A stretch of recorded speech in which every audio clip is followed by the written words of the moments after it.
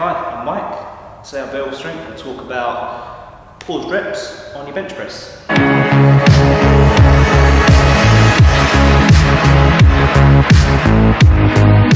We're looking at specifics. If you are looking to powerlift, compete, etc., it is mandatory. You have to pause the reps on the chest, so for that reason, you need to get used to it.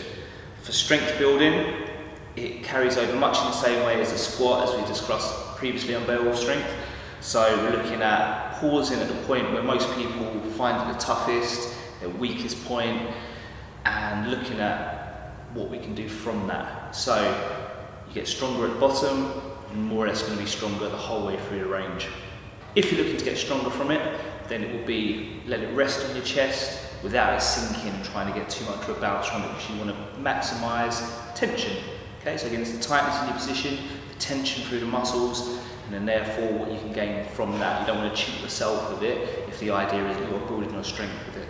Another thing that I find is most people feel like they are stronger at the top end of a rep and don't really get stuck at the top, they'll get stuck at the bottom. Okay, if you're not going to make a rep, it's often right at the bottom, you're not going to get going. However, you do sometimes see people who feel like their lockout is their weakest point. Now, point of contention, but in my opinion, that stems often from slightly suboptimal positioning. If you are stronger, in better positioned and tighter at the bottom, it means you're in a better position to push through to the end of your rep.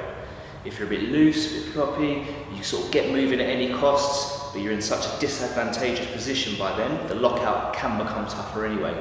So whether you feel like you might be weaker at the bottom with the bar near the chest, or whether you feel like you're struggling on your lockout, a paused rep is going to make you honest about your technique. So in both senses, it's going to benefit you.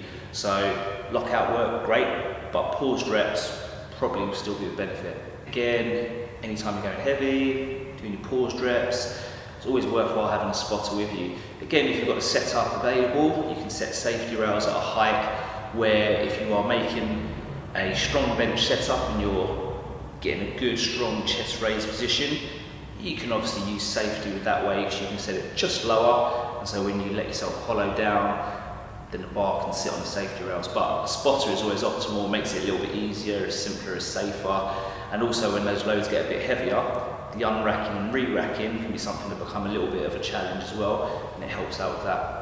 Okay, so with bench press, we look to get set up nice and tight at the top, make sure the shoulders are down, the lats are engaged.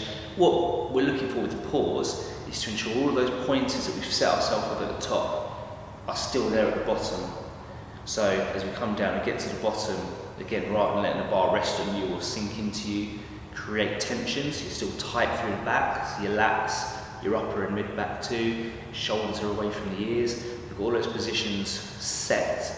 Driving your feet into the ground, squeezing your glutes, even just tightening up behind the legs, back at the back of the knee, so your hamstrings are engaging more. When you're in that pause, you can all give that an extra 5 or 10%, which again will help you with that drive off the chest. And again, tensions there created, build tension in order to explode and release back off the chest.